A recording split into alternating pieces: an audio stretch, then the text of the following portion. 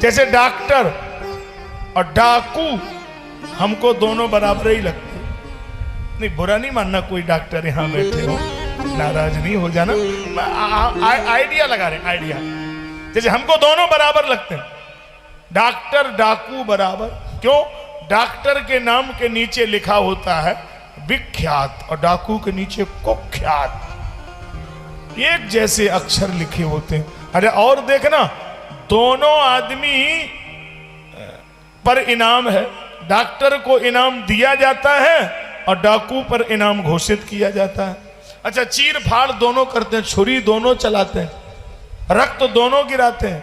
अच्छा और देखो, दोनों के नाम की एक ही राशि है, डॉक्टर डाकू एक ही राशि है और दोनों का मतलब राशि है। मरे जिए कोई, इससे दोनों को कोई मतलब नहीं, राशि से ही मतलब। हर एंगल से आप मिला लो। एक जगह मामला फंस गया, कहां? डॉक्टर समाज का सबसे सम्मानित व्यक्ति है और डाकू सबसे अपमानित उपेक्षित व्यक्ति है। तो चीर फाड़ दोनों करते हैं, छुरी दोनों चलाते हैं। अंतर कहां आ गया? एक जगह अंतर आ गया, डॉक्टर छुरी का प्रयोग किसी को जान देने के लिए करता है और डाकू छुरी का प्रयोग किसी की जान लेने के लिए करता है। दोनों के उद्देश्य में फर्क है। एक ने छुरी उठाई है तो जान देना चाहता है और एक ने छुरी उठाई है तो जान लेना चाहता है। इसलिए एक एंगल से आप बात नहीं कर सकते। धर्म और अधर्म का निर्णय इस बात पर निश्चित नहीं होगा, उस कंडीशन पर निश्चित होगा कि क्या हो रहा है। अगर छुरी किसी माता के हाथ में है तो सब्जी काटेगी और छुरी किसी पागल के हाथ में है तो किसी का गला भी काट सकता है।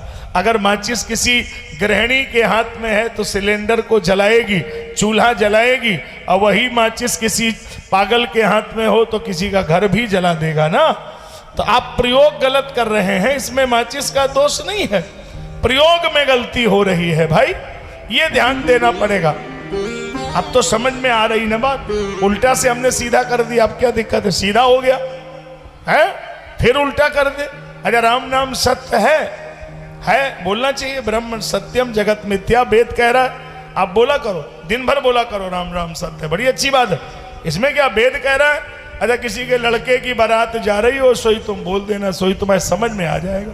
इतना बाराती पीटेंगे फिर तुम होश में आ जाओगे, फिर नहीं कहोगे कि मनोज अवस्थी की भागवत सुनने गए। अरे तुम होश में नहीं सुन रहे, उसमें हमारी जिम्मेदारी। भाई राम नाम सत्य है, इसका मतलब ये थोड़ा ही वो मोर बांधे खड़ा तुम कह दे कि कोई ज्ञान थोड़ा ही पागलपन है, तुमने समझा ही नहीं। वही चीज धर्म है, वही चीज अधर्म है। देश काल परिस्थिति के अनुकूल निर्णय होगा ना, निर्णय इस पे थोड़ी होगा कि आप जो कह दें वही निर्णय होगा।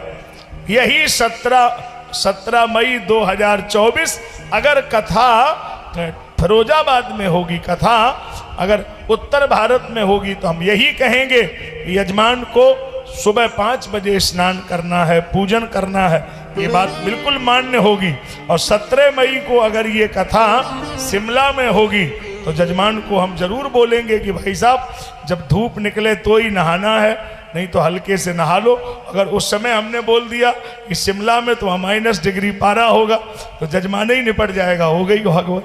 अब हम कहते हैं लिखी है, अरे लिखी है वो तो ठीक है, लेकिन तुमने फिर तुम्हें बुलाया क्यों? लिखी है तो वो खुद ही पढ़ लेगा, तुम्हें क्यों बुलाया? तुम्हें ये तो ज्ञान हो कि देश काल परिस्थिति के अनुकूल धर्म का बंटवारा है। धर्म कोई सामान्य बात थोड़ी है कि हर आदमी कह दे कि हम वो घंटी बजाते हैं तो धर्म हो गया। अरे घंटी कहाँ बजानी है, कहाँ नहीं बजानी है, अलग अलग